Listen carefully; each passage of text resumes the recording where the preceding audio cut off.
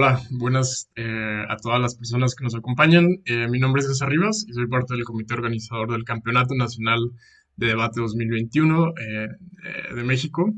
Estamos muy felices de dar la bienvenida hoy a dos personas muy especiales que forman parte del comité de adjudicación del Campeonato Mundial Universitario de Debate en Español, que se va a celebrar en Madrid en 2022. Y este pequeño taller es una colaboración entre ambos torneos, ya nos contarán un poco más. Me da mucho gusto dar la bienvenida a dos de las personas debatientes más extraordinarias que hay en el circuito internacional de debate. Ellas son Marcela Gómez, de México, y Fabián Jaksic, de Chile. Bienvenidos. Gracias. Ay, muchas gracias por esa presentación y muchas gracias por la oportunidad de poder trabajar con ustedes. De verdad, es un torneo increíble en el que sabemos que todos quienes están trabajando en eso están dejando literalmente su corazón, así que muchas gracias por dejarnos ser parte de esto. Justo. Bueno, explicamos un poquitico el contexto también de dónde nace esto, Marci. ¿Sí? Va, como bien decía César, nosotros somos parte del equipo de adjudicación del próximo CMUDE y desde el equipo de adjudicación hemos tomado una decisión de que entendemos que debate no es solamente el mundial y que no solamente tiene sentido que hagamos cosas directamente para CMUDE, así que hemos armado una serie de colaboraciones con los campeonatos nacionales de debate, de los cuales sabemos que hoy ya están funcionando, en realización de talleres conjuntos para pues hacer que el circuito crezca en general y no solamente para el mundial, sino que para el resto de la comunidad de debate también hay un proceso de crecimiento y de desarrollo. Esta sería la primera colaboración efectiva que hacemos, porque el Nacional de Debate en México es el primero que se está realizando, y en base a este contexto es que daremos entonces este taller conjunto junto a Marce. Sí, y es un taller que nos emociona mucho porque responde a lo que creemos que es una necesidad fundamental del circuito, así que no podríamos ser más felices de tener este espacio precisamente para abordar un tema que nos parece tan importante. Entonces vamos a hablar un poquito sobre qué es el taller y bueno, quiénes somos nosotros ya ha sido explicado. Es un taller de adjudicación, está pensado para personas que ya tienen experiencia en adjudicación porque es un taller que tiene cierto nivel de exigencia, entonces se recomienda para personas que de acuerdo con el equipo de adjudicación de CND estén en adjudicación avanzada. Esto no significa que no vaya a ayudar a las personas que están iniciando, pero tal vez sí haya espacios en los que haya bases que sea necesario trabajar un poco más. Y es precisamente sobre cómo valoramos y cómo reconocemos los segundos discursos dentro del debate, al evaluar el debate y sobre todo al dar feedback respecto al mismo. Entonces vamos a ver un poquito de cómo se va a estructurar este debate. Lo primero que vamos a hacer es hablar sobre qué es un contenido válido o a qué podemos darle crédito dentro de los segundos discursos, dividiendo cámaras altas, haciendo especial énfasis en el discurso de la persona que tiene el rol de vicelíder de oposición, pasando a cámaras bajas. Después vamos a ver cómo se evalúan los segundos discursos, haciendo énfasis en cómo se abordan en la deliberación. Después vamos a dar algunas recomendaciones sobre cómo se puede tomar notas para tener muy claro qué contenido pertenece a los segundos discursos y tener una facilidad para reconocerlo durante el feedback. Y después vamos a abordar el feedback y reconocimiento a segundos discursos. Justo, vamos a partir entonces con el contenido válido de cámaras altas dentro de los segundos discursos. Aquí es súper importante, pues, reconocer que hay una diferencia fundamental entre lo que hacen los discursos de Vista y lo que hacen los discursos de Látigo. Creo que en general muchas veces se entienden como potenciales similares y pues, no lo es, y aquí vamos a ver entonces ciertos específicos. Primero hablemos de cosas que no están permitidas dentro de los discursos de Vice en el debate de altas, en el debate en general. En primera instancia tiene que ver con los modelos. Los modelos los reconocemos como esta parte de las mociones políticas en donde yo explico, esto es más o menos lo que pasa dentro del... O sea, así es como se va a realizar este plan de acción, ¿cierto? Si queremos implementar un proyecto de ley, estas son las características específicas, o va a haber además un proceso de fiscalización que tiene tal y tal y tal y tal característica, y en razón de eso explico entonces cómo es que se genera y cómo se va a visualizar un poco la implementación o la creación de algo. Eso siempre tiene que ir dentro del primer discurso. No puede venir un discurso de vice a decir como de yo voy a explicar cómo se va a realizar el modelo a niveles específicos y detallados. Ni en alta de gobierno, ni en alta de la oposición. Siempre tienen que venir desde el primer discurso. Ahora, ¿esto significa que la persona vice nunca puede hablar del modelo y el modelo se acaba en primer discurso y se acabó? No. Lo que pueden hacer vice son dos cosas. En primera instancia es como restaurar el modelo, es decir, si hay refutaciones estructurales en el modelo, lo que puede hacer es reconstruirlo y reexplicarlo, como, o sea, no saliéndose las bases, pero explicando por qué sí funciona en base a lo que se plantearon en las refutaciones. Pero en segundo lugar, también puede complementarlo con cosas de dos tipos. Uno, elementos que sean obvios y naturales. ¿A qué me refiero con esto? Si estamos hablando de esta casa permitiría la legalización de todas las drogas, alta de gobierno puede hablar de la implicancia de esta permisión y luego vice podría complementar diciendo una cosa que explicando por qué razonablemente se actúa así, diciendo como esto además se aplicaría evidentemente solo para mayores de 18 años. Y aquí hay una diferencia entre cuándo es parte del modelo y cuándo entendemos que es una complementación razonable. Una complementación razonable se entiende como cómo entenderíamos que racionalmente cualquier contexto aplicaría este tipo de medidas. En la generalidad de los casos, por ejemplo, en este caso de legalización de las drogas, se entiende que las drogas siempre son legales para los mayores de edad. Esto se aplica, por ejemplo, con el cigarro o con el alcohol. Entonces, razonablemente, así es como se tiene que seguir entendiendo esta parte del modelo. Entonces, no estoy creando un modelo particular, sino que estoy entregándole características que sean generalísimas y evidentes al modelo en el discurso de Vice. Así que ahí está la distinción entre crear un modelo en el discurso de Vice y potencialmente apoyar un poco el modelo ya construido o aclararlo un poco si es que quedaran ciertas dudas respecto al primer discurso. Una diferencia sustancial en que uno nace de la nada y el otro ya tiene un modelo construido y creado. Pero aquí también hay que ser claros en una situación. Cuando hablamos de complementación, no puede ser una complementación en donde la complementación sea más que el modelo. Es decir, que yo en el modelo del primer discurso diga, no, voy a hacer un proyecto de ley, y luego en el segundo discurso tenga toda la especificación de cómo se van a hacer ese tipo de cosas, porque en el fondo lo que estoy haciendo ahí es construir un modelo de cero. Son complementaciones pequeñas o clarificaciones pequeñas a un modelo ya construido de manera razonable.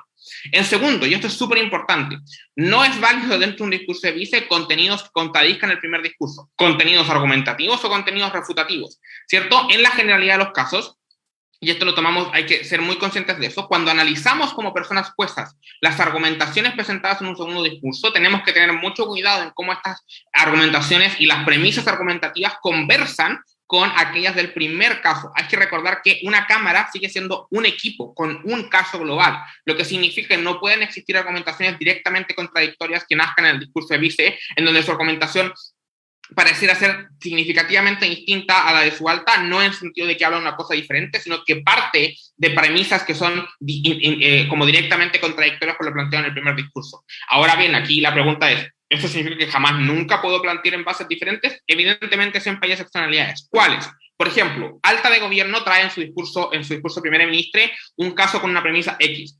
Alta de la oposición viene y me justifica de maneras absolutamente razonables que X no es una situación real y que la realidad es Y. Lo que puede hacer ahí Vice es decir, ok, asumiendo que Y es verdadero, voy a explicar por qué mis argumentos igual se producen. O puedo construir asumiendo dos escenarios, donde X sea verdadero y donde Y sea verdadero en una lógica de I-menista. Es decir, como irrelevante quien tenga la razón, tengo un caso constructivo. Pero ahí es porque estoy respondiendo a un análisis refutativo ya presentado. Lo que no puede pasar es que mi primer ministro diga X y yo después en el discurso de Vice dije, no, para el ojo, X no es, sino que la respuesta es Y, y Y es el elemento más fuerte.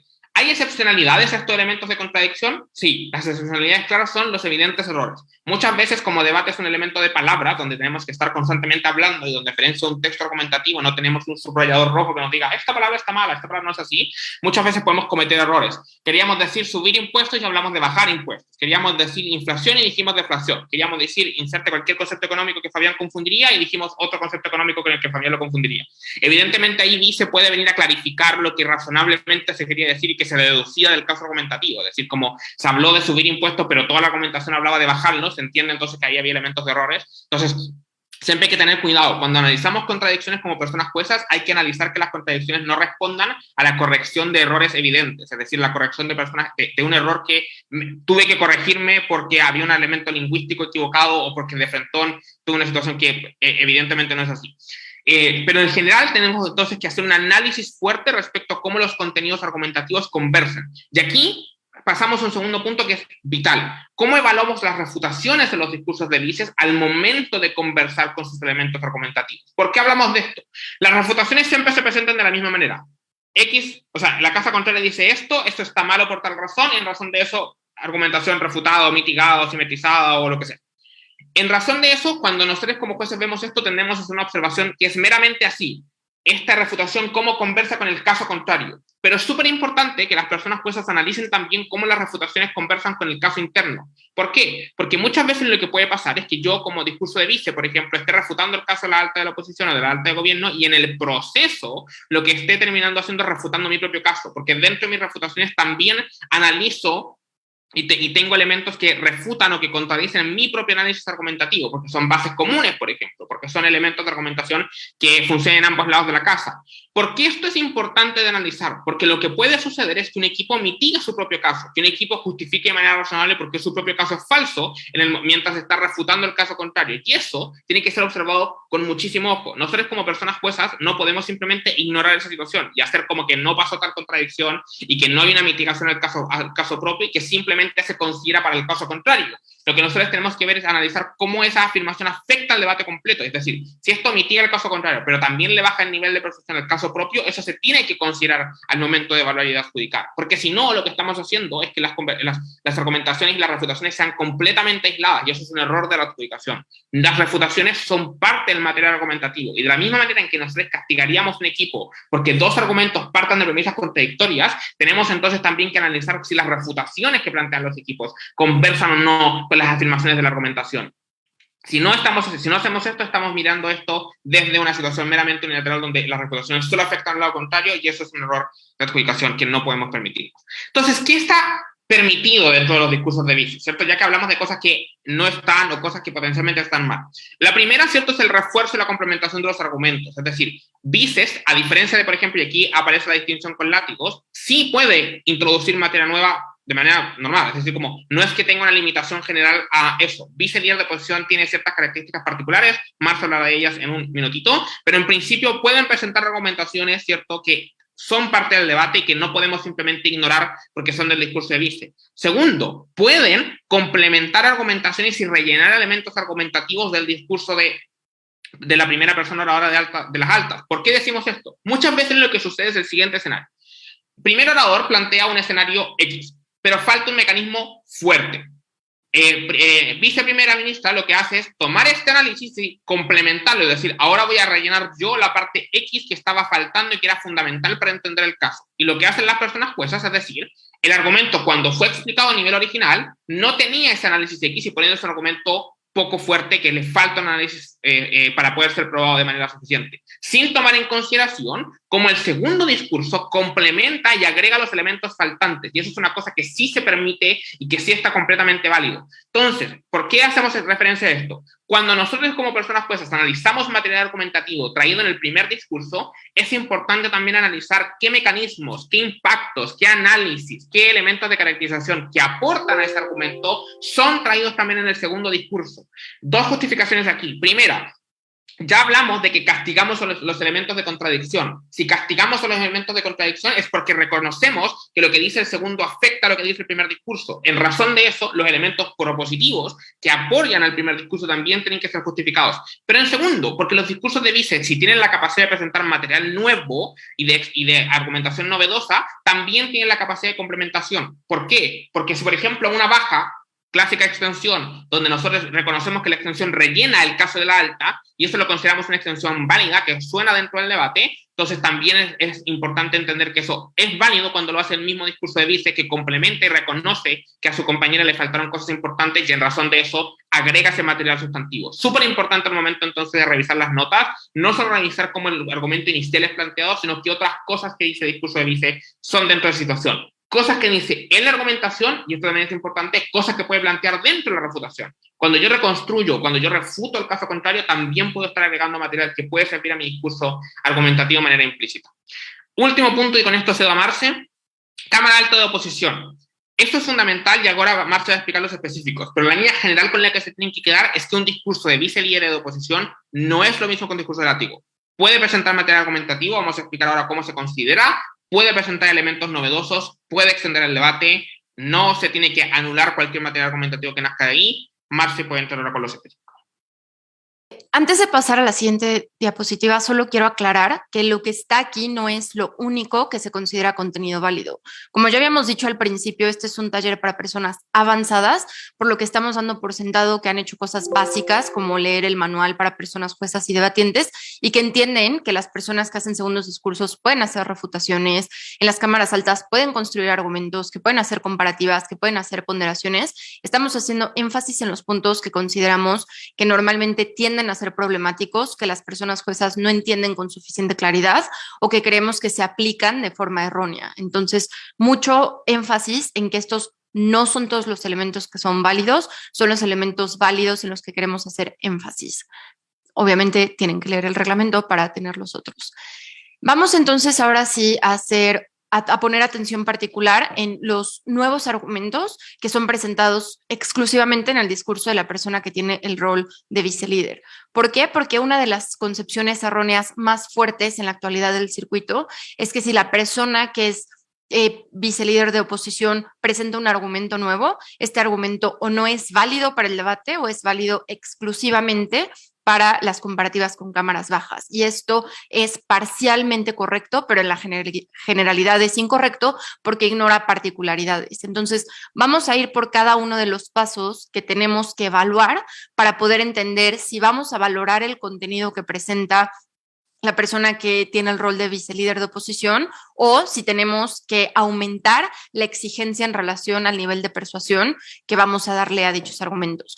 Lo primero que tenemos que hacer es analizar si el material que la persona que tiene este rol, si este material deriva del contenido argumentativo que presenta la persona que tiene el rol de primer ministro y si era razonable esperar dicho análisis. Por ejemplo, supongamos que tenemos una moción que plantea que esta casa considera que los estados latinoamericanos deberían invertir en arte comunitario en lugar de las bellas artes, incluso si esto genera un detrimento a las bellas artes. Supongamos que la persona que tiene el rol de líder de oposición establece en su caso que hay una dificultad de acceso a las bellas artes porque las bellas artes tienden a ser elitistas porque tienen, por ejemplo, un elevado coste económico, porque las bellas artes se concentran en el centro del país y por tanto no llegan a la periferia, porque no hay una inversión por parte del Estado significativa que haga que las personas en situaciones de vulnerabilidad puedan acceder a las mismas. Después, la persona que tiene el rol de vicelíder de oposición impacta esto explicando que esto solo aumentaría la elitización de las bellas artes y por tanto generaría exclusión. Este impacto es razonable pensar que se puede desprender del análisis que presentó la persona que era líder de oposición y por tanto no es un argumento nuevo. Si la persona vicelíder de oposición además hablara sobre cómo en el mundo de gobierno lo que pasa es que estamos dañando significativamente las carreras artísticas de las personas que pertenecen a grupos vulnerables porque ahora les va a costar mucho más trabajo poder tener una carrera exitosa dentro de las bellas artes. Esto no es un argumento nuevo porque también es material que razonablemente se desprende de lo que presenta la persona de líder de oposición. Por tanto, aquí no quitaríamos crédito a este argumento, no lo usaríamos exclusivamente para comparar los casos de alta de oposición con los casos de baja de gobierno y baja de oposición, y sí entraría en la comparativa con Cámara Alta de Gobierno. Lo segundo que hacemos cuando creemos que el material no se deriva razonablemente del discurso de la persona líder de oposición es evaluar si Cámara Alta de Gobierno tuvo la posibilidad de hacer engagement o tener involucramiento con el caso de Cámara Alta de Oposición a través de puntos de información. Y estos pueden ser dos tipos de información. Pueden ser puntos de información que hace Alta de Oposición a Alta de Gobierno para adelantar cuál va a ser su caso o para cuestionar el caso de Alta de Gobierno, o también pueden ser puntos de información que conceda Cámara Alta de Oposición a Cámara Alta de Gobierno para que Cámara Alta de Gobierno se involucre con dicho punto. Y aquí hay que hacer mucho énfasis en que muchas veces se considera la situación en las cuales Alta de Oposición sí concedió un punto de información a Alta de Gobierno, pero Alta de Gobierno decidió priorizar otros puntos. Esta situación se tiene que evaluar con mucho cuidado porque sí hay intención de Cámara Alta de Oposición de tener involucramiento y Alta de Gobierno decide no aprovechar ese involucramiento. Entonces es una situación que se tiene que analizar con mucho cuidado y pasar a los siguientes puntos, que el que viene es entender si Alta de Gobierno entonces pudo presentar una respuesta preventiva a través de razonamientos que respondan directamente al análisis de cámara alta de oposición. Cuando esto pasa, entonces lo que tenemos que analizar es qué material ha sido presentado de forma construida con mayor robustez, por ejemplo, cuál fue más profundizado, cuál es más persuasivo, cuál es más convincente. Por ejemplo, en el caso que habíamos presentado con anterioridad, supongamos que el caso de Cámara Alta de Gobierno, dentro de sus argumentos, plantea en un punto que las personas que pertenecen a grupos vulnerables están significativamente más interesadas en arte comunitario porque este conecta, por ejemplo, con elementos de su identidad y lo que ellas mismas entienden como la construcción de quiénes son versus la conexión que pueden tener con las bellas artes, porque son bellas artes que Cámara Alta de Gobierno establece que son importadas, que a veces son impuestas por grupos que no necesariamente son los mismos grupos como nativos de cierto espacio o que muchas veces provienen de procesos de, por ejemplo, colonización.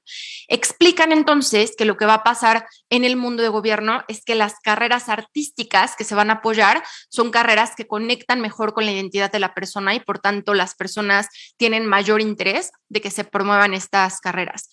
Volviendo al punto que presentaba la persona vicelíder de oposición en relación a cómo va a haber una promoción de carreras de grupos vulnerables cuando estamos apoyando las bellas artes, entendemos que incluso si no hay una posibilidad de creer que esto provenía del caso de la persona líder de oposición o que no hubo puntos de información, podemos ver que estos puntos interactúan de forma directa, porque mientras la persona vicelíder de oposición dice va a haber una promoción de las carreras de grupos vulnerables a través de las bellas artes, en la construcción argumentativa de la Cámara Alta de Gobierno explicó que se apoyan las carreras de personas en el arte comunitario y como el arte comunitario es un tipo de arte que conecta más con la identidad de las personas de países latinoamericanos porque pueden entender que su identidad y que su cultura se representa mejor ahí. Entonces, incluso si no es una respuesta directa, se puede entender que Alta de Gobierno establece que en la comparativa, la promoción de las carreras artísticas dentro del arte comunitario es mejor que la promoción de las carreras artísticas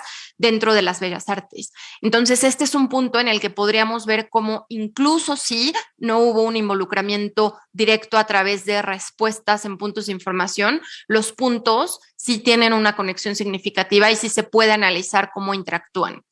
En caso de que no sucediera ninguno de los puntos anteriores, lo que sucede es aumentar ahora sí el estándar de persuasión requerido para el caso de la persona vicelíder de oposición en relación al nuevo argumento.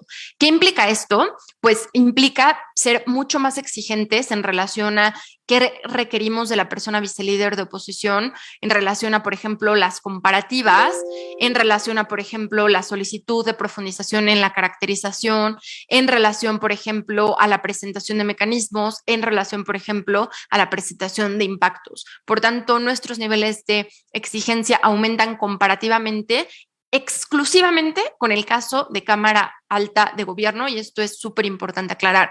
Todos estos puntos solo son relevantes en la comparativa de las cámaras altas. Este argumento nuevo no tiene estos requisitos, no hay estos requerimientos para compararlos con la Cámara Baja de Gobierno ni para compararlos con la Cámara Baja de Oposición, que es otra vez una de las concepciones erróneas que tendemos a ver con más frecuencia en el circuito. Si no hay preguntas en relación a esto y si Fabián no quiere agregar algo en relación a esto, vamos a pasar a el contenido válido en las cámaras bajas. ¿Sí? Ok. Lo primero que hay que analizar son las nuevas defensas de argumentos ya expuestos. Y para esto tenemos que seguir una línea similar a lo que hablamos en el discurso de la persona con el rol de vicelíder de oposición, que es hay cosas que son explicadas con suficiencia en el primer discurso y por tanto podemos creer que es razonable pensar que un análisis se desprende de esa explicación. Las nuevas defensas de argumentos ya expuestos lo que hacen es presentar explicaciones alternativas para defender o justificar lo presentado con anterioridad por la persona.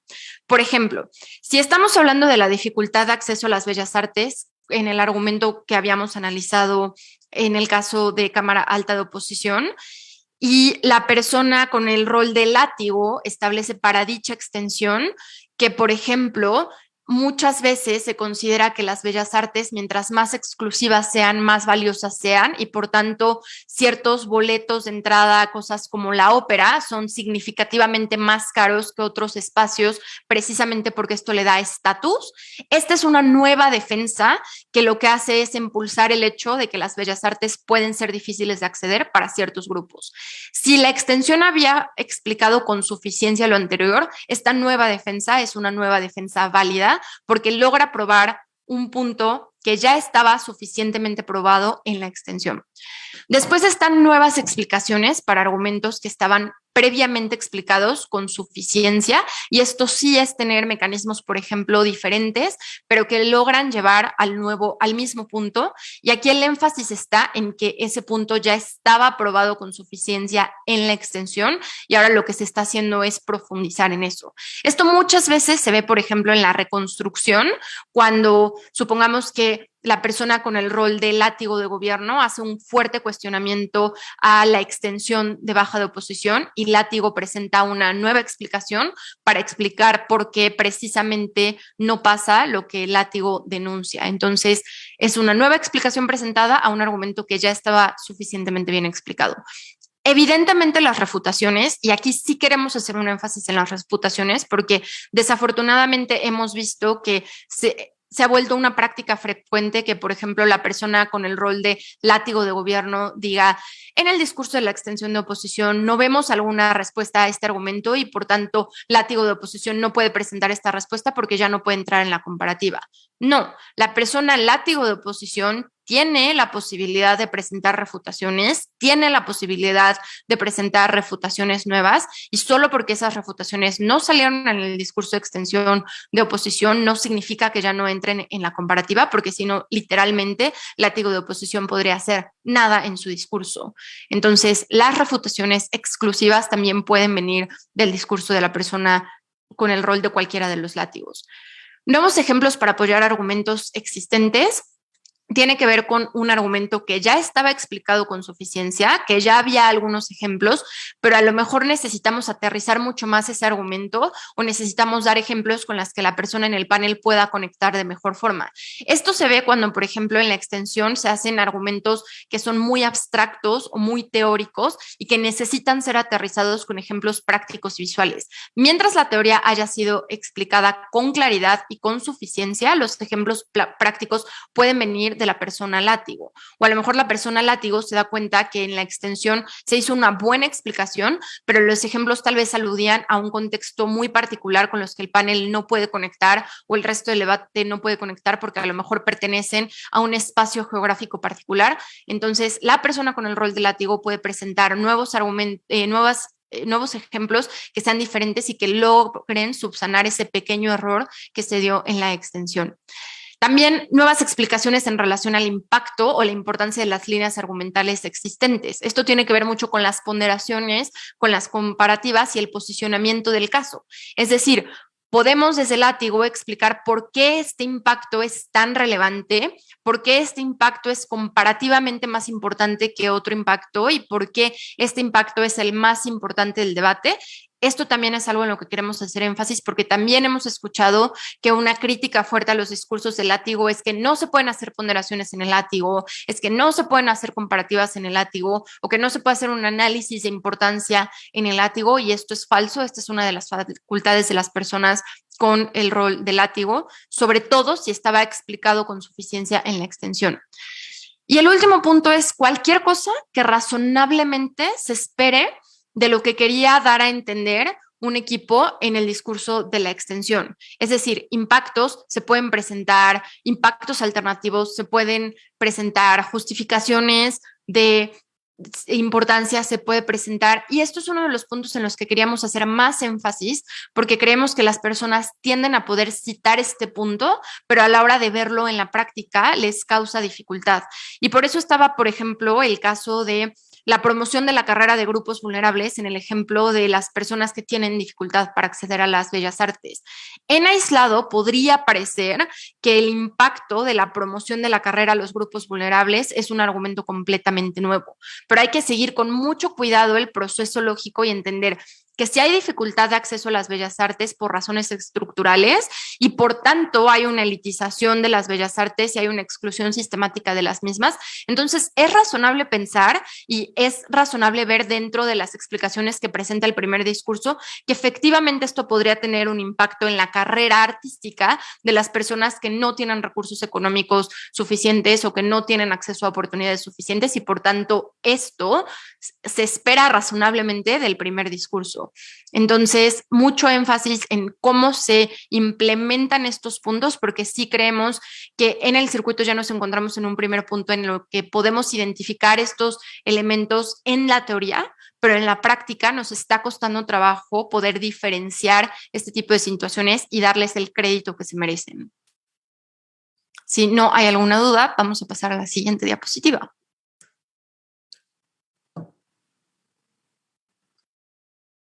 Va, empecemos entonces ahora a ver cómo se va. Como ya tenemos claro más o menos qué es lo que está permitido y qué es lo que no está permitido en los distintos roles de segundos, ¿cierto? Tanto en vice como en discurso elático. Ahora hablemos un poquito de qué es lo que tenemos que hacer como personas juezas al momento de evaluar ese tipo de elementos y al momento de considerar esto dentro de la adjudicación. Lo primero, hablemos de profundización y reconstrucción. Es súper importante que como personas juezas logremos distinguir la diferencia entre profundizar algo o repetir algo y plantearlo de manera como circular. ¿A qué nos referimos con esto? Muchas veces las personas vices, las personas eláticos, lo que hacen es decir que están profundizando una idea, cuando en realidad lo que están haciendo es simplemente plantear exactamente la misma argumentación, solamente que con palabras diferentes o con un cambio de fraseo, con pequeños ejemplos que no aportan de manera significativa al caso. ¿Por qué es importante hacer este tipo de cosas? Porque no nos podemos dejar llevar como personas juezas simplemente con la idea de que, por ejemplo, el hecho de que alguien hable más de un tema significa que este tema está más mecanizado, más profundizado que otros elementos a los que se les dio el tiempo. Es una forma también de decir que hay que tener mucho ojo como personas juezas. Que algo tenga más tiempo en un discurso no es sinónimo de que eso haya sido más analizado o que sea necesariamente más importante dentro de la ronda, porque puede ser que ese mayor tiempo no tenga realmente mayores ideas argumentativas. Desde ahí, súper importante hacer esa distinción. ¿Cómo hago esa distinción? ¿Cómo reconozco cuando tengo elementos de profundización versus cuando tengo elementos de repetición o explicaciones pequeñas? Simple. Tenemos que preguntarnos cómo cambia el core o cómo cambia el centro de argumentación o cómo cambia el punto argumentativo dentro del debate luego de la intervención de vice respecto a este punto. Si reconocemos que después de la intervención de vice tengo más impactos o mecanismos más probables para entender este análisis o situaciones de entender por qué esto es más importante, por ejemplo, cosas de ese estilo, reconozco entonces que hay un elemento de profundización. Si luego en el discurso de vice veo que en este material argumentativo tengo exactamente lo mismo de antes, es decir, como de, ok, reconozco que se habló de nuevo, pero no entiendo por qué esto es distinto a lo que yo ya había entendido antes. Tenemos entonces un proceso de mero elemento de repetición y por ende, aunque se haya conversado más, no es un argumento con más análisis y se tiene que considerar con el análisis que ha sido presentado. Segundo, es súper importante reconocer cuando las personas vices están teniendo un proceso de reconstrucción, de reconstrucción efectiva. Es muy distinto decir, estoy refutando o reconstruyendo mi argumento a hacerlo de manera eficiente. ¿Cuál es la diferencia en qué nos tenemos que fijar como personas juezas al momento de evaluar los procesos de reconstrucción, sea en el discurso de vices, sea en el discurso de látigo? Simple. ¿Cuál es el material refutativo que se presentó y que ataca el caso? Uno. Dos, es ese material refutativo respondido. ¿Por qué decimos esto? Porque muchas veces los materiales de refutación que se están haciendo dentro de, o sea, de reconstrucción que se hacen dentro de un debate, lo que se plantea es simplemente asumir una refutación no presentada y empezar a poner el blindaje en esa parte. Hay que ver si la reconstrucción efectivamente responde al material refutativo. Y aquí la pregunta es, ¿cómo considero eso? Y la respuesta es muy simple. De la misma manera en que nosotros cuando vemos una refutación, analizamos esta refutación, choca con el material argumentativo presentado o si simplemente está respondiendo a otra cosa, hay que hacer exactamente lo mismo, pero con la reconstrucción. Tomo la reconstrucción como si fuera el material refutativo y la refutación inicial como si fuera el material argumentativo. ¿Esta reconstrucción choca con este elemento inicial? Si la respuesta es sí, vemos entonces una potencial reconstrucción positiva. Pero en segundo, y aquí también es súper importante, es relevante reconocer que en el debate no existen cosas, no jugamos al 100 o al 0. Esta cosa no es caro o serio, no es el argumento está completamente destruido o el argumento está completamente probado y super cookie y super cool. Las reconstrucciones, al igual que las refutaciones, pueden ser meramente mitigatorias. ¿A qué me refiero con esto? Yo puedo refutar un argumento y plantear que el argumento está completamente en el suelo y luego en un proceso de reconstrucción reconstruirlo de manera parcial, es decir, reconocer que existen ciertas partes donde esto no se va a dar, pero otras donde sí. Por ejemplo, cuando yo estoy hablando en un debate sobre, no sé, cosas muy... El debate clásico sobre prohibir los zoológicos, y una argumentación es a favor de la prohibición de los zoológicos, es decirnos que esto genera maltrato animal. La refutación de alta oposición puede ser no, porque los zoológicos están entrenados para guardar bien a los animales y no sé qué, y tenemos gente profesional encargada de si les alimenta, y todo un análisis refutativo sobre por qué no hay maltrato. Yo podría después en el discurso de vice, reconstruir mi caso de manera parcial, es decir, reconocemos que existen ciertas áreas en donde no existe tal maltrato, donde pueden ser súper bien cuidadas, pero reconocemos que hay otras donde no, como por ejemplo el no tener la capacidad de mantener sus elementos climáticos dentro de los espacios donde habitan, y por ende que sí tengan elementos de sufrimiento, o que no todas las personas estén con los conocimientos o las capacidades de hacerse cargo de las problemáticas, porque por ejemplo hacen procesos de asimilación, de que si a un tigre le pasa algo, entonces asumo que el león tiene la misma problemática, aunque puedan ser muy distintas. Reconocemos entonces que ahí no se reconcilia el argumento en su totalidad, es decir, no es que ahora de nuevo planteamos en que es completo el abuso y que los animales sufren 28/7, porque entendemos que hay una refutación de alta oposición que existe, pero reconocemos que la refutación logra mitigar esa refutación y por ende mantener el caso de manera parcialmente construida. ¿Por qué esto es importante? Porque al momento de ponderar los casos, al momento en que nosotros como adjudicadores analizamos cuál es el material presentado por esa Cámara Alta de Gobierno en este caso, es importante reconocer hasta qué punto el elemento fue probado, tanto en su material inicial, luego cómo ese material inicial queda luego de la refutación, y luego cómo ese material refutado queda luego del proceso de reconstrucción, y en base a ese punto final entregar y empezar a ponderar. Tercer punto importante, cuando hablamos de comparativas o ponderaciones, es importante que estas estén justificadas. ¿A qué nos referimos con esto? Muchas veces, esto pasa, por ejemplo, mucho en látigos. Látigos empiezan con un proceso de, mi caso, clásica comparativa de ANCA, mi caso es más relevante que el caso de mi alta, porque nosotros probamos esto de mejor manera y tenemos más mecanismos que nos hacen entender que nuestro caso es mejor. Por ende, ganamos la comparativa de gobierno. Eso es una comparativa no justificada, porque no me está diciendo nada, me está diciendo, nosotros hicimos esto. Gracias. No hay una explicación profunda respecto a cómo efectivamente se está realizado. Cuando analicemos comparativas, no basta con que una persona afirme esto es mejor que esto otro. Tiene que haber un proceso de justificación. ¿Cuáles son las razones para entender que esto es más importante que esto otro, o mejor probado que esto otro, o más amplio, o más profundo, o más lo que sea? Es importante que esas justificaciones estén, porque si no son palabras vacías. Y como personas juezas tenemos que reconocer que las comparativas son válidas en razón de que estén probadas. Y aquí hay que hacer una justificación súper clara. Porque si eso no fuera el caso, los debates de bajas siempre los ganarían, o sea, los debates siempre los ganarían las bajas, porque bastaría con que la baja diga, le gané a mi alta porque fui más relevante, fin. Y eso entendemos que no funciona así, que tenemos que probar esos elementos de ponderación y tenemos que probar esos elementos de comparativa. Lo mismo cuando en las altas, por ejemplo, los discursos, por ejemplo, de vice hacen el análisis comparativo al cierre. Ganamos el debate de altas porque es más importante y así. Entonces, súper importante respecto a todos estos puntos, reconocer, distinguir cuándo algo está mencionado versus cuándo algo está probado, reconocer que las cosas pueden estar probadas de manera parcial y en razón de que están probadas de manera parcial, reconocerlas en el debate como probadas de manera parcial y no asumir simplemente absolutos y reconocer la justificación de las comparativas. No sé, Marco, si quieres agregar algo más aquí. Siguiente. Segundo, creo que es importante cuando hablemos de refutaciones también. Ya habíamos hablado de los elementos clásicos de las refutaciones antes y muchas veces de estos se analizan en talleres de juicio más básicos, donde entendemos que la refutación se mide en razón de si es efectiva para atacar el caso contrario luego de ser analizado. Vamos a hablar aquí de dos cosas nuevas. Uno, vamos a ver el análisis de preventivos. ¿Qué es un preventivo? Un preventivo es cuando yo, como por ejemplo Cámara Alta de Oposición o Cámara Alta de Gobierno, digo, en caso de que se me vaya a presentar este análisis, o sea, en caso de que el caso contrario vaya a argumentar esto, nosotros venimos y presentamos esta refutación de tal y tal y tal manera. Y en razón de eso, esta argumentación partiría mitigada, ¿cierto? Partiría semi-muerta. ¿Cómo se evalúan los preventivos? Primero, dos tipos de preventivos importantes que reconocer, los explícitos y los implícitos. Un explícito es el que acabo de hacer. El caso de que la Cámara contraria me plantee X, esto se cae por Y, listo, preventivo.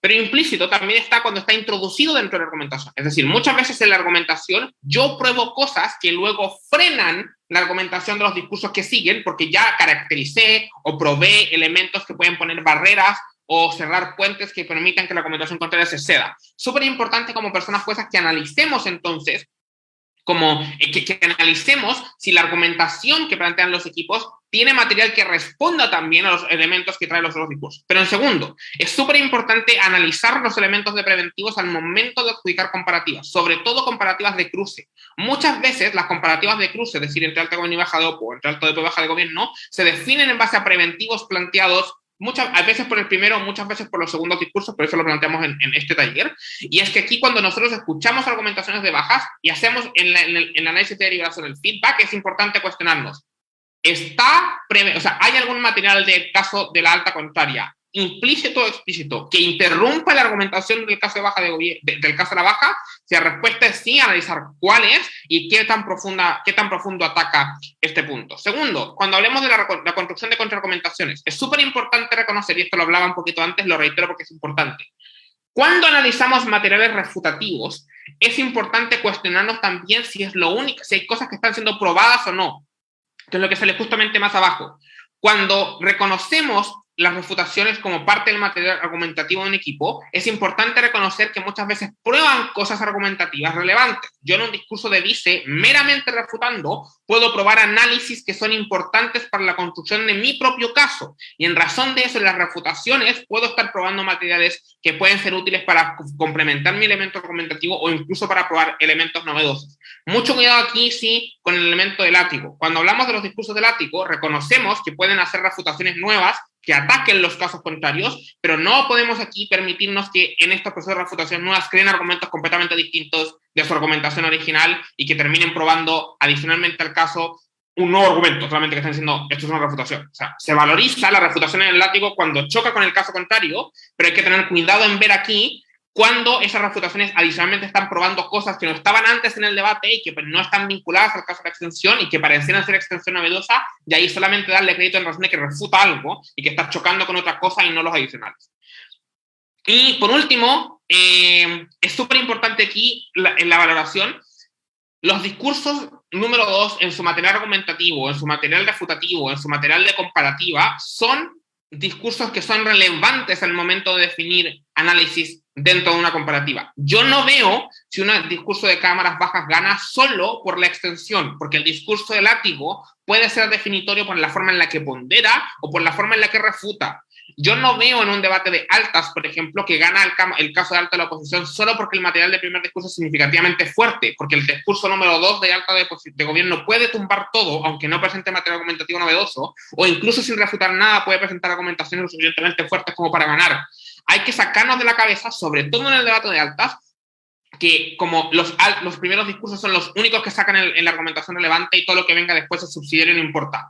Los discursos de vices pueden presentar material argumentativo que sea importante. Recordemos ya las cosas que hablaba Marce de cómo hay que medirlas en alta oposición, pero por ejemplo en alta gobierno sí son materiales. Pero en segundo, también en alta oposición, reiterarlo, yo puedo sacar elementos novedosos en alta oposición que claro, no entren en el debate de altas, pero que entren en el debate de bajas y que me permita a mí ganarle a las bajas solamente por el material de extensión del discurso de vice. Entonces hay que reconocer esos materiales también y darles valor, porque muchas veces los dejamos fuera. Eso. Esto me toca a mí.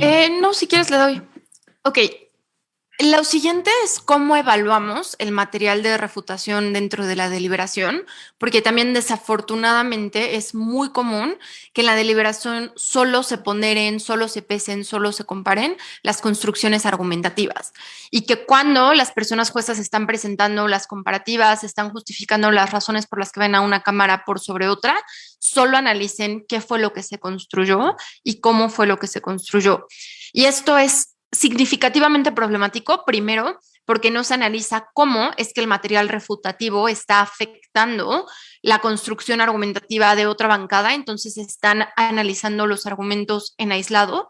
Pero segundo, porque se está ignorando e invisibilizando de forma seria e importante lo que una persona pasó 7 minutos construyendo en su discurso probablemente. Entonces es muy importante que como personas juezas seamos conscientes de que el material refutativo y el material que tiene que ver con construcción de segundos discursos también se ha valorado durante el proceso de deliberación. Es muy importante si somos personas juezas principales y nos estamos dando cuenta de que el resto del panel únicamente está comparando argumentos, que hagamos preguntas concretas y directas que hagan que el resto del panel vea este tipo de situaciones. Por ejemplo, ¿cómo se está valorando la refutación de esta cámara en las comparativas o cómo estamos valorando el segundo discurso en las comparativas? Lo que hemos hecho aquí es poner una serie de preguntas que nosotros creemos que pueden ayudarles a romper con este problema si lo ven durante la deliberación o que ustedes mismos se pueden hacer cuando están valorando ciertas comparativas para asegurarse de que están valorando los segundos discursos, de que están valorando el material refutativo, de que están valorando las contraargumentaciones, las ponderaciones, las comparativas, etcétera, etcétera. Otra vez, esta no es una guía de todo lo que tienen que hacer, esta no es lo único que tienen que hacer, pero creemos que pueden ayudarles, sobre todo si ahora no consideran los segundos discursos en las comparativas. Creo que lo primero que se puede preguntar es cómo interactúan los argumentos de una cámara con las refutaciones de otro. Es decir, qué tan sólido o persuasivo es este argumento una vez que analizamos las refutaciones presentadas por la otra cámara. ¿Pierden posibilidad? ¿Pierden nivel de persuasión? Entonces estas refutaciones probablemente ayudan a que la otra cámara se posicione en un mejor lugar por sobre la otra cámara. Entonces, pensar en cómo afectan las refutaciones a un argumento o cómo son afectados los argumentos después de las refutaciones es un primer paso para valorar los segundos discursos. Después, ¿qué tanta plausibilidad se pierde a través de las refutaciones presentadas y cómo esto está afectando qué tanto compramos un argumento y no solo qué refutaciones se presentaron, sino qué tan efectivas fueron? Después, ¿qué elementos faltantes en el primer discurso son presentados en el segundo discurso? Porque muchas veces lo que pasa es que se analiza el primer discurso y se explica, sí, este argumento tenía mucho potencial, pero desafortunadamente no explicó esto. Claro, pero la segunda persona identificó ese hueco argumentativo y presentó una explicación para esto. Aquí hay que valorar lo que presentó el segundo discurso y cómo presentó argumentos faltantes. O tal vez el primer discurso presenta una buena construcción, pero después las refutaciones de la bancada contraria hacen que esa construcción sea menos persuasiva, pero en la reconstrucción del segundo discurso se aborda de forma efectiva esas refutaciones. Entonces, lo que está haciendo el segundo discurso es llenar cierto hueco que a lo mejor puede haber tenido que ver con pre-refutaciones o con preventivos y por tanto está aportando significativamente a elementos faltantes en el primer discurso. Esto también se tiene que valorar. Otra pregunta que se puede hacer es, ¿los argumentos recuperan fortaleza ante las refutaciones tras la reconstrucción que presenta el segundo discurso? Que es muy parecido en términos de primer discurso presenta algo, segundo discurso presenta refutaciones fuertes, pero después segundo discurso responde de forma persuasiva a esas refutaciones y entonces, aunque esas refutaciones pueden tal vez mitigar de cierta forma el caso, no necesariamente quitan una persuasión significativa al caso porque fueron gestionadas de forma efectiva en la reconstrucción. Otra pregunta que se puede hacer es cómo se posicionan los casos en el debate tras analizar las ponderaciones presentadas. Y aquí vamos a lo que decía previamente Fabián. No es sobre decir voy a hacer una ponderación o en la ponderación mi caso es más importante o le ganamos la ponderación de este argumento a la bancada contraria. Es justificar las ponderaciones y hacer un ejercicio de construcción de ponderaciones efectivo.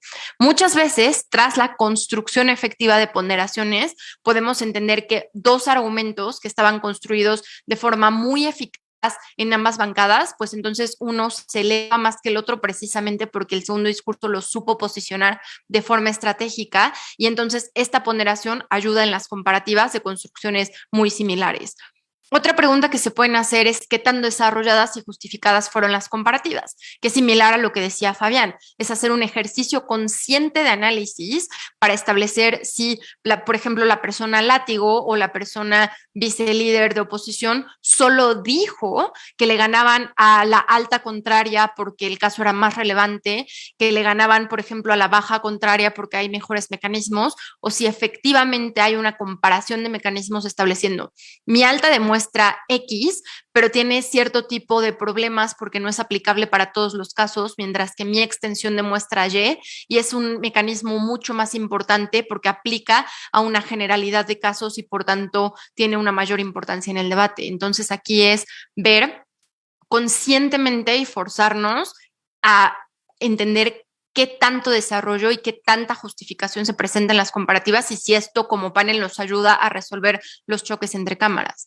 Y por último, cómo se posiciona el caso una vez que analizamos las comparativas previamente presentadas. Es decir, ya no solo es un argumento y otro, cuál es más importante, sino esta comparación en donde pone a todo el caso, este análisis de importancia, por ejemplo, estructural o de importancia del mecanismo primordial o de importancia del argumento clave en donde pone a todo el caso en su totalidad versus el resto de casos. Entonces, creemos que estas son preguntas que si nos empezamos a hacer individualmente o que si empezamos a hacer en el panel, hace que tengamos un reconocimiento más efectivo, pero sobre todo más crítico de lo que aportan los segundos discursos al debate. No sé si Fabián quiere agregar algo o si hay preguntas hasta este punto. Ok, entonces vamos a pasar a el proceso de tomas de notas, que como todos los procesos de tomas de notas, solo son guías y recomendaciones que tienen que ver con lo que a nosotros, Fabián y Marcela, nos sirven más por ejemplo, el tipo de habilidades que tenemos, por ejemplo, el apoyo visual que utilizamos, porque, por ejemplo, las herramientas que nos ayudan a estructurar mejor no solo nuestros discursos, sino nuestras notas. Esta es una recomendación que puede ayudar a personas que, por ejemplo, todavía no tienen una estructura que consideren que les está ayudando a reconocer los segundos discursos o valorar los segundos discursos, y evidentemente ustedes pueden adaptarla de forma en la que consideren que les es más efectiva, más eficiente, que les presenta menos dificultades. Esta no es la fórmula mágica de tomar notas y esto siempre nos gusta aclararlo.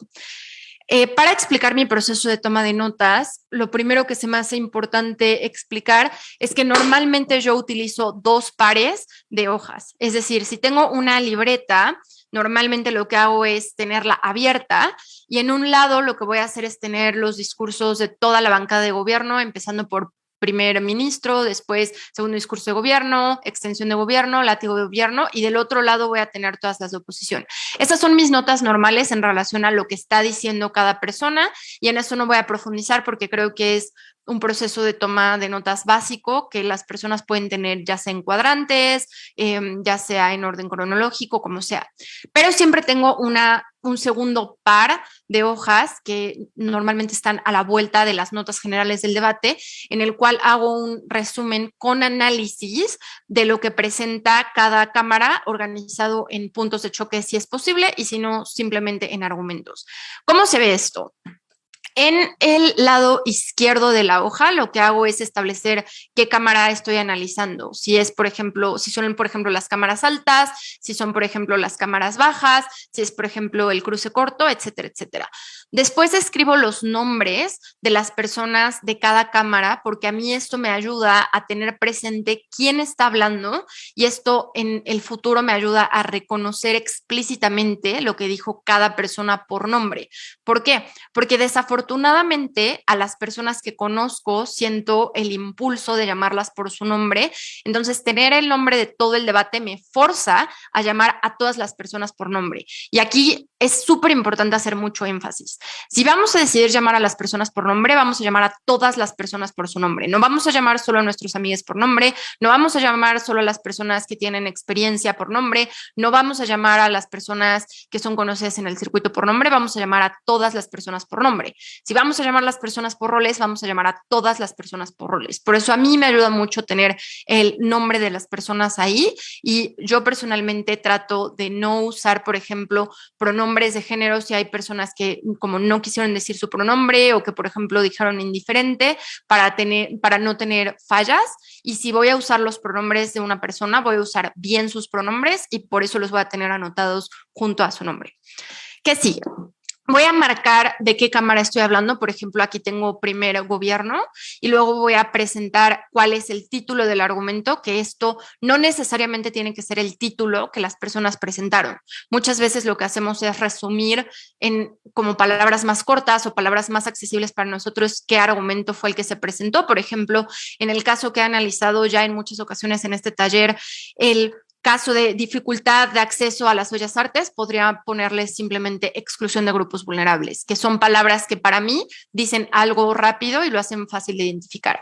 Esto siempre lo voy a marcar con un color diferente, que para mí es el morado, porque esto me hace identificar con facilidad el argumento del que estoy hablando y así en mis notas lo puedo encontrar de forma rápida. Después voy a poner en negro lo que la persona con el primer rol de ese equipo explicó. Entonces está la explicación del primer discurso, que en general tiende a ser construcción argumentativa en términos de premisa, mecanismos, impactos, a veces relevancia, etcétera, etcétera. Cuando pase el segundo discurso, lo que voy a hacer es añadir con azul qué construcción argumentativa tuvo el segundo discurso que sea diferente y que aporte a ese argumento, o qué reconstrucción presentó el segundo discurso que hace que ese argumento tenga más fortaleza en términos, por ejemplo, de defensa, o, por ejemplo, que evite que haya refutaciones que le dañan. Cuando termina el caso de primer gobierno, lo que voy a hacer es anotar del lado contrario, en la otra hoja, cuáles fueron las refutaciones que presentaron las cámaras de la bancada contraria a dicho argumento. En este caso, asumo que tanto Cámara Alta de Oposición como Cámara Baja de Oposición presentaron refutaciones. Lo que hago en el caso de Cámara Alta de Oposición es decir, primero, cómo refuta el primer discurso ese argumento, y luego, en caso de que el segundo discurso refutara de forma más profunda o de forma diferente, de forma alternativa, voy a poner con color azul cómo refuta el segundo discurso ese argumento. Cuando la Cámara Baja tiene una refutación exclusiva, es decir, diferente, más profunda, a la cual le puedo dar crédito, entonces voy a poner junto a ese argumento que Cámara Baja de Oposición hizo esta refutación, otra vez con color negro, lo que dijo la primera persona de ese equipo, y con color azul lo que dijo la segunda persona de ese discurso. Y lo mismo voy a hacer con todos los argumentos. Aquí en este ejemplo, por ejemplo, considero que Cámara Alta de Gobierno sí hace una refutación a ese argumento, pero Cámara Baja de Gobierno, por alguna razón, como ignora ese argumento o no presenta una refutación a ese argumento, o presenta una refutación por la cual no le puedo dar crédito porque ya fue suficientemente construida. Y también lo que hago ahí es poner cómo esa la Cámara Alta presenta, por ejemplo, pre-refutaciones al discurso, o cómo presenta preventivos al discurso. Súper importante, porque como ya había explicado Fabián con suficiencia, las pre-refutaciones y los preventivos también son considerados como refutaciones, entonces eso también los marco ahí. Estas dos hojas normalmente son las que yo uso cuando estoy dando feedback, es decir, cuando tomo notas de todo el debate y tengo un recuento de todo lo que se dijo en el debate, probablemente esas notas no sean muy útiles cuando estoy presentando el feedback, porque hay información que no es efectiva, porque hay información que por ejemplo, presentó pero no se justificó, porque hubo cosas que, por ejemplo, ya estaban suficientemente bien explicadas en la alta, etcétera. Este resumen, que normalmente son o puntos de choque o preguntas directas o comparativas directas entre bancadas, es mucho más útil para mí durante el feedback, porque ya tiene un análisis de, por ejemplo, qué ha sido lo más importante, qué sí fue justificado, qué sí fue explicado, y qué cosas, por ejemplo, solo fueron mencionadas o fueron presentadas en el discurso, pero nunca se logró concretar. Y entonces, esta guía de colores lo que me permite decir es, por ejemplo, en el caso de Cámara Alta de Gobierno establece que un mundo en el que siempre es Navidad es mucho más feliz. En el primer discurso, Fabián lo que hace es explicarnos que este mundo es mucho más feliz porque tenemos comida deliciosa en Navidad.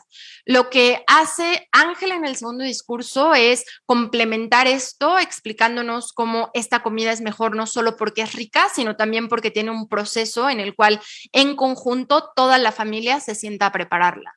Lo que estoy haciendo aquí es dar reconocimiento a los dos discursos y entender que el caso no es de la primera persona oradora y que la segunda persona oradora puede agregar cosas que son importantes en la construcción argumentativa. Y lo mismo con las refutaciones.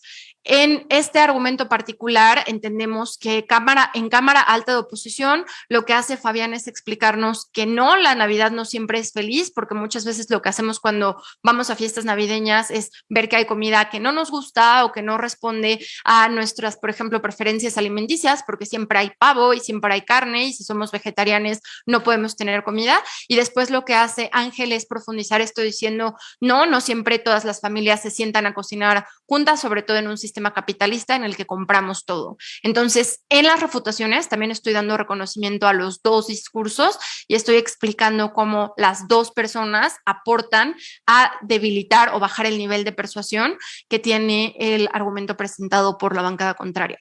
Otra vez, este es un sistema que a mí me funciona, está bien si a ustedes no les funciona, está bien si se les hace confuso, está bien si se les hace difícil, pero espero que pueda ayudarles a tener un mejor seguimiento de qué tiene en términos de aportaciones el segundo discurso y sobre todo cómo pueden reconocer ese segundo discurso en los feedbacks para que las personas no se sientan invisibilizadas, que desafortunadamente es algo que sucede mucho.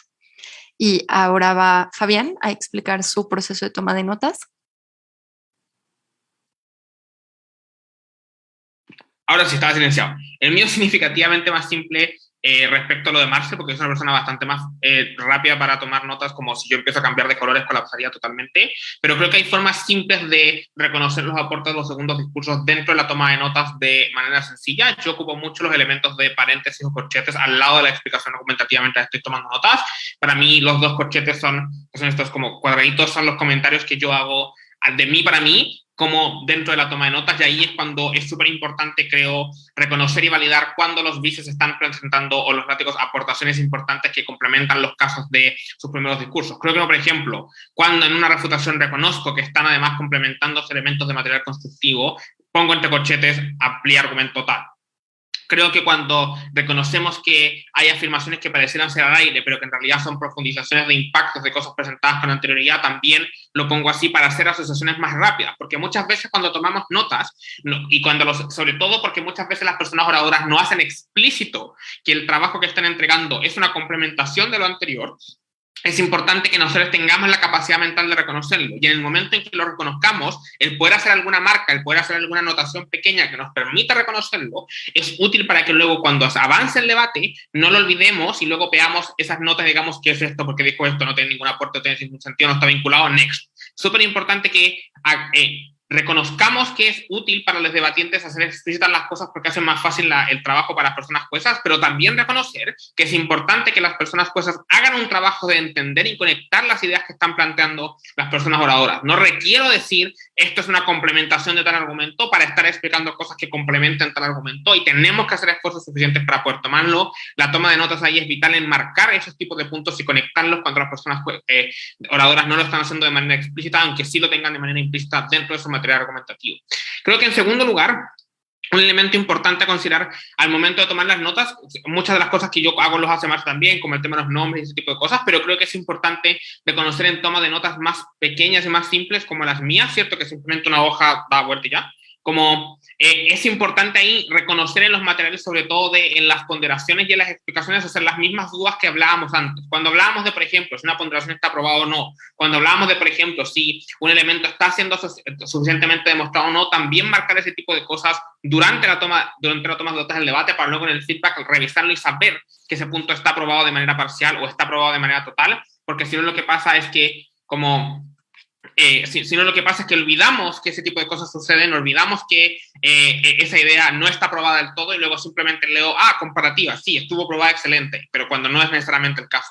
Esa es la forma especial en la que yo, como hago este proceso de toma de notas. Creo que hacer elementos simplecitos para personas más simplecitas también es útil porque permitimos el reconocimiento de los segundos discursos en todos los senados y en todas las ocasiones. Sí, y no está de más volver a hacer énfasis en que ningún proceso de toma de notas es mejor que el otro. Hay personas que precisamente tienen una facilidad muy grande para ver la cantidad de notas que tiene Fabián con pequeñas claves y ordenarlas mientras están hablando. Habemos personas en las que si no hemos hecho un proceso previo de orden, entonces cuando estamos dando el feedback, pues es un desorden. Hay personas que se distraen cuando escriben tanto. Habemos personas a las que precisamente escribir nos ayuda a concentrarnos porque no estamos permitiendo que nuestra mente se vaya. Entonces es entender qué proceso les sirve más, qué habilidades tienen y a lo mejor qué debilidades tienen para hacer notas que les sirvan, pero súper importante haciendo un esfuerzo claro en que tienen que tomar notas sobre los segundos discursos, de que tienen que entender el valor de los segundos discursos al debate y sobre todo que deben poder reconocer los segundos discursos en el proceso de feedback. Y es lo que nos lleva a la última parte de este taller, que es cómo en el feedback damos reconocimiento a los segundos discursos, porque otra vez, desafortunadamente, es súper común que en el feedback solo se hable de la construcción argumentativa, solo se aluda a el primer discurso y muchas veces, y esto es lo peor, solo se haga mención de la primera persona oradora o se digan cosas como el caso de Marcela o los argumentos de Marcela, y esto es significativamente problemático y es algo que queremos evitar. Entonces, en el feedback, cuando lo estamos presentando, hay que reconocer cuál fue el argumento del que estamos hablando, qué hizo la persona en el primer discurso para impulsar ese argumento, pero reconocer explícitamente cuál fue la complementación del segundo discurso en la construcción argumentativa. Y vamos a hacer una explicación muy puntual de lo que entendemos por reconocer. Reconocer no es aplaudir, reconocer no es decir se hizo de forma brillante, reconocer no es solo mencionar las cosas cuando se hicieron bien, sino es hacer alusión a lo que se aportó ahí. Tal vez el reconocimiento en una construcción de segundo discurso es, y la persona con el rol de vicelíder de oposición trata de profundizar esto, pero desafortunadamente esta profundización no es suficiente porque solo se replica lo que ya se había mencionado en el primer discurso y no hay una nueva construcción que dé fortaleza. Estoy haciendo un reconocimiento del intento que hizo la persona en el segundo discurso, no estoy ignorando que se esforzó, pero estoy explicando que a lo mejor no fue suficiente como para que por la reconstrucción un argumento tuviera más peso. A eso nos referimos con reconocimiento.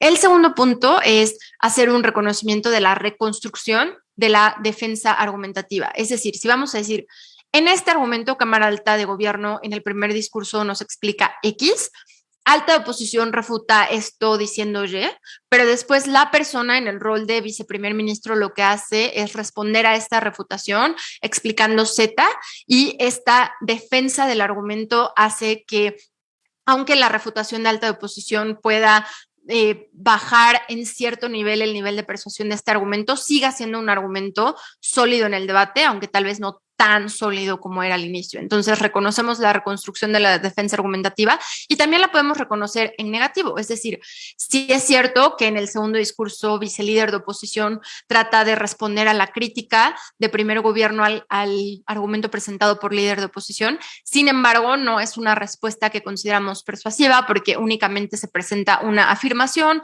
o porque responde a un caso minoritario que no es la generalidad de los mismos. Entonces, aunque la lideresa de oposición presenta una reconstrucción, no es una reconstrucción suficiente. Hacemos reconocimiento cuando es suficiente, hacemos reconocimiento cuando no es suficiente. La otra cosa es hacer un reconocimiento explícito de las refutaciones, explicando cómo los argumentos interactúan con las mismas.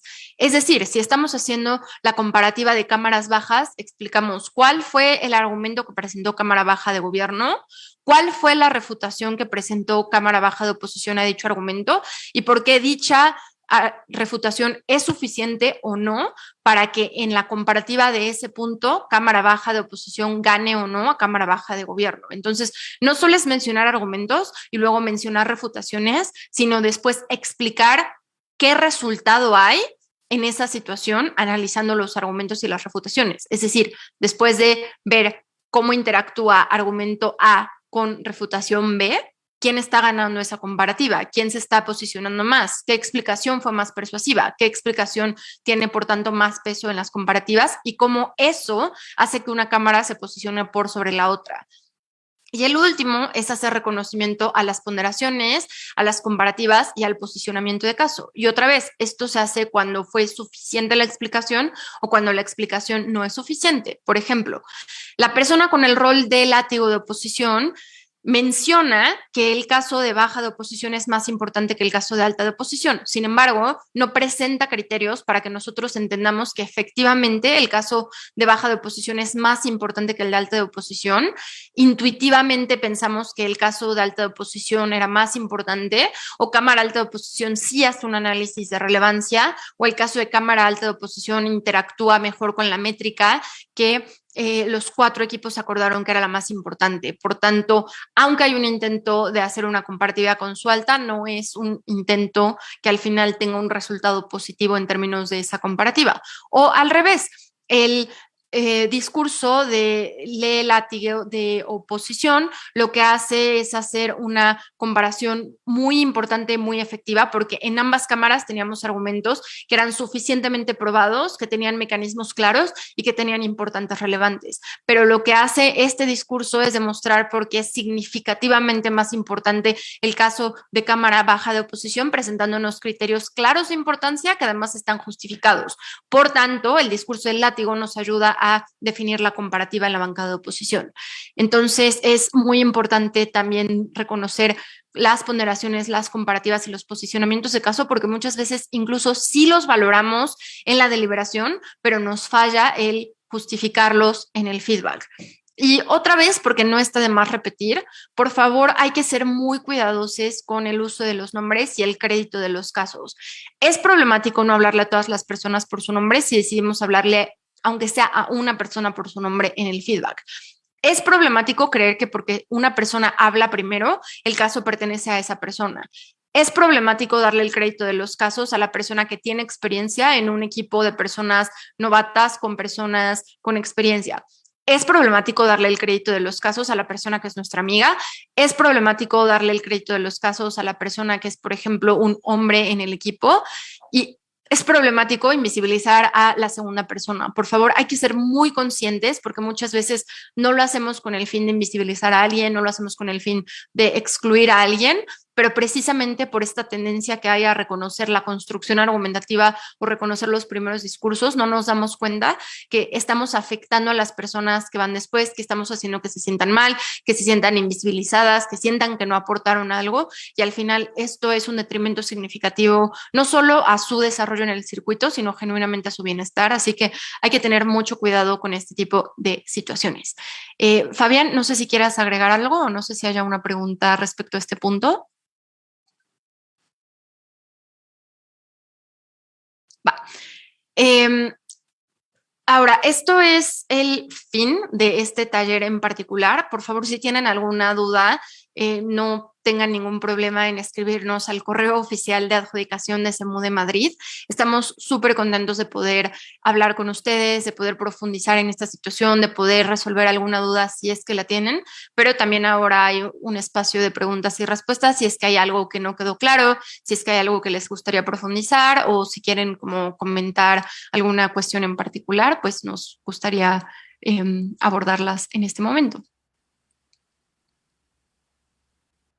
Si es que hay, obvio.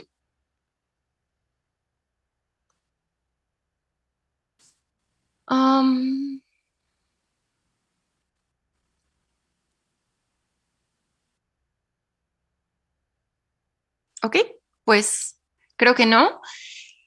Una vez más, por favor, si después de analizar a profundidad este taller tienen alguna duda, si tratando de poner estos elementos en práctica tienen alguna dificultad, si hay algún caso que no abordamos en este taller, en un debate y no saben cómo resolverlo, no duden en escribirnos. Genuinamente, para eso estamos el equipo de adjudicación de SEMUDE, y una vez más agradecer a CNED por este espacio. De verdad estamos muy felices de poder colaborar. Creemos que este es un proyecto que puede tener un impacto muy grande, así que gracias por darnos la oportunidad. También gracias a las personas que vinieron por permitirnos tener el alcance que esperamos tener, y a las personas que vean este taller de forma posterior a que lo estamos dando, siéntanse en total libertad de contactarnos si tienen alguna duda, algún comentario, alguna situación en particular.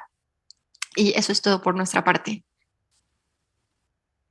Muchas gracias, Marcela. Muchas gracias, Fabián, por ese taller. Marcela Gómez y Fabián Jaksic del Comité de Adjudicación de SEMUDE. Recuerden, hoy tenemos donde publicarán la grabación. Va a estar en nuestro canal de YouTube. Ahorita mismo ya está en nuestro muro de Facebook.